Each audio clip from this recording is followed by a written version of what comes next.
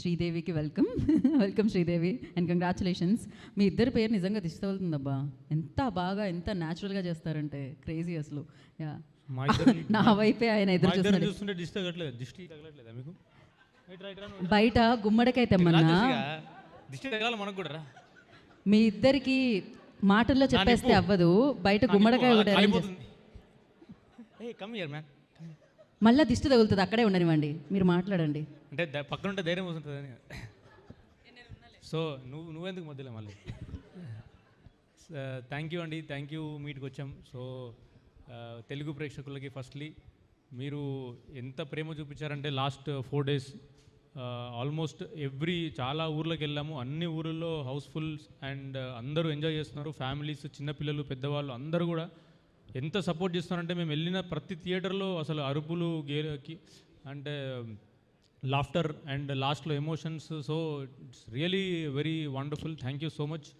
And firstly మేము ఇక్కడ ఉన్నందుకు ఈ స్టేజ్ మాకు ఇచ్చారు మా కోన వెంకట్ సార్. ఎందుకు అందరు చెప్తున్నారు ఇతను ఇంత ప్రొఫెషనల్గా మాట్లాడతారు అనుకోలే నేను. వీడు మాట్లాడిన తర్వాత నేను మర్చిపోయాను ఏం చెప్పాలో కూడా.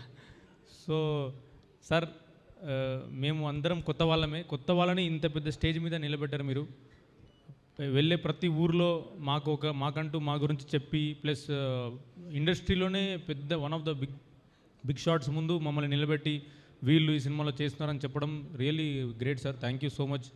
మీకు ఎన్నిసార్లు ఇందాక చెప్పినట్టు అది మేము అంత పెద్దవాళ్ళ దగ్గరికి ఆడిషన్స్ కోసం వెళ్ళాం, కానీ వాళ్ళ ముందు ఇట్లా నిలబడి మాట్లాడడం అనేది ఫస్ట్ టైం సార్. అది మీ వల్లే జరిగింది. Thank you so much. మేము ఎక్కడికి ఏ స్టేజ్కి వెళ్ళినా కూడా sir we will always be there. And then మేము మిమ్మల్ని అసలు నిద్రలో కూడా లేచి కోన వెంకట్ సార్ అని చెప్తాం sir. So thank you so much sir, really thank you. And మా సతీష్ అన్న, శివన్న మమ్మల్ని సెలెక్ట్ చేశారు. Thank you so much. And DOP sir, మా డిపార్ట్మెంట్లో పనిచేసిన ప్రతి ఒక్కరు, ఎస్పెషల్లీ మా కో డైరెక్టర్ సార్ ఇక్కడ లేరు, రాజ్ కుమార్ హీరాని. పాపం చాలా ఒక యాక్సిడెంట్ అయ్యి is at home. So thank you so much. ఇక్కడ మన కాస్ట్యూమ్స్ ఇంత మంచి వండర్ఫుల్ కాస్ట్యూమ్స్ మా అక్క ఇక్కడే ఉంది చూస్తుంది.